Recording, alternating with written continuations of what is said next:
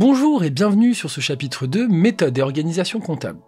Dans ce chapitre, on va étudier notamment les documents de synthèse, on va étudier aussi les flux économiques, comment on va les représenter en comptabilité, et enfin l'organisation et le contrôle comptable, c'est-à-dire les différents fonctionnements, que ce soit des comptes en T, et les grands fondamentaux de la comptabilité, tels que la partie double, les méthodes et pratiques comptables, les différents documents tels que le journal, la balance, etc. Une entreprise a l'obligation de présenter une comptabilité annuellement. Donc les entreprises, personnes morales, sont donc obligées de préparer ces documents et bien sûr de les présenter, que ce soit au public, mais aussi aux impôts, qui attendent bien sûr le bilan, le compte de résultat et l'annexe.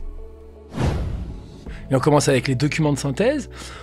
On distinguera 3 documents de synthèse, le bilan, le compte de résultat et l'annexe. Donc quand on parle d'état financier, de documents de synthèse, ou de plaquettes aussi, eh bien on parlera du bilan, du compte de résultat et de l'annexe. Commençons avec le premier document de synthèse, le plus important, le bilan. Le bilan, c'est une image de l'entreprise sous forme d'un tableau représentatif de la situation patrimoniale à une date déterminée. Il va donc présenter la liste des biens et des dettes, parce qu'on parlera de patrimoine brut, et met en évidence les capitaux propres ou situation nette, le patrimoine net. Le bilan va être composé de 2 parties principales, l'actif et le passif. L'actif du bilan va représenter son patrimoine, ce qu'elle a, et le passif, quant à lui, l'origine du patrimoine ou les ressources financières, ce qu'elle doit. Et donc ici, dans ce bilan, on aura l'ensemble du patrimoine d'une entité qui pourra être représenté dans un seul document.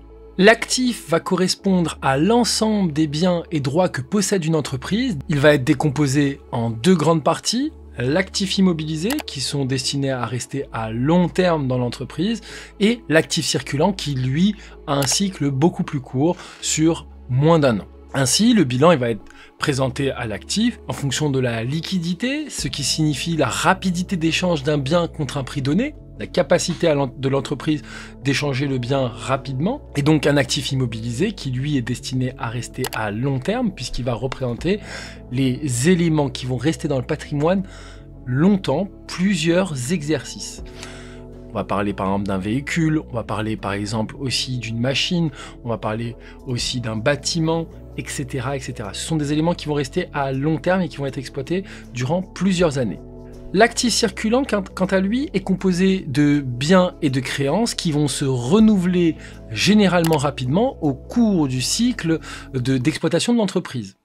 On va avoir plusieurs éléments qui vont le composer, tels que des créances. Créances, c'est de l'argent qu'on nous doit, nous l'entreprise. Donc les créances ou encore les stocks, qui sont des éléments qui vont rester à court terme dans l'entreprise. Dans un second temps, on retrouve les passifs qui sont les éléments que l'on doit. Ils sont composés des capitaux propres et des dettes. Et dans le bilan, ils seront présentés en fonction de leur exigibilité. L'exigibilité désigne le moment pour lequel l'entreprise devra payer sa dette. Et donc, le passif qui sera classé par exigibilité, eh bien, on retrouvera les éléments qui sont peu exigibles en haut du bilan et les éléments plus exigibles en bas du bilan. Les capitaux propres vont correspondre au montant que les propriétaires d'une entreprise ont investi dans ses activités.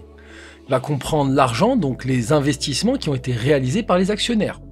Pourquoi on va les retrouver en passif? Eh bien, cet argent, le capital social, va représenter donc ces apports qui ont été réalisés par les associés, et cet argent finalement, ou cet apport, est dû à l'actionnaire. Et il est dû par l'entreprise à l'actionnaire, c'est pour ça qu'on le retrouve dans le passif. En échange de cela, les actionnaires vont percevoir les bénéfices réalisés par l'entité, et c'est pour ça qu'ils auront un droit aux dividendes, un droit de regard sur les activités de l'entreprise.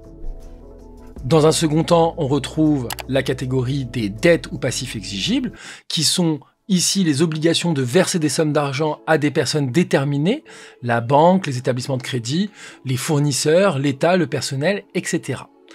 Ces dettes sont plus exigibles et donc restent moins longtemps dans le bilan de l'entreprise. Ainsi, on va retrouver un total actif, un total passif, et on fera attention puisqu'il y a une première règle qu'il faudra retenir immédiatement, c'est que le total actif sera toujours égal au total passif.